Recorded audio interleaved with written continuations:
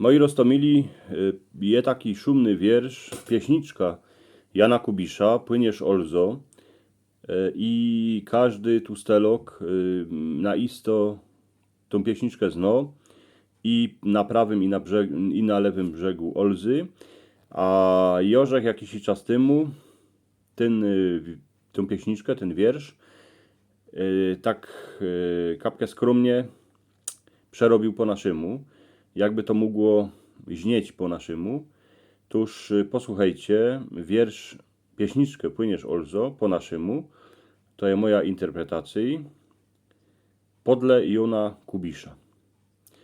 Płyniesz Olzo po dolinie, płyniesz jak hańdowni.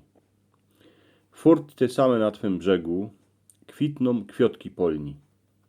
Twoi wody jeszcze nigdy się nie zababrały, a tak samo błyszczą w słonku, jak kiejsi błyszczały. Ale ludzie w żywobyciu fest się już zmienili. Zwykami a wiarą ojców rącz już pogardzili. Dąb starucny na twym brzegu, jak szumiał, tak szumi. A wnuk z wyrządzania starki rącz coś ich rozumi. Na twym brzegu downym śpiewem słowik się odzywo, szumne ty nasze pieśniczki, rącz gdosikej śpiewo.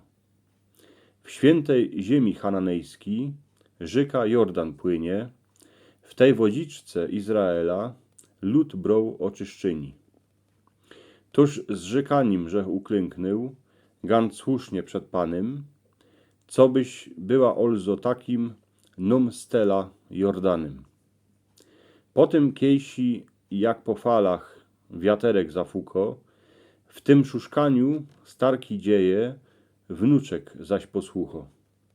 Tuż czympnie se kole ciebie, dumać nad przeszłością, uż żyć będzie dla swej ziemi robotą, miłością.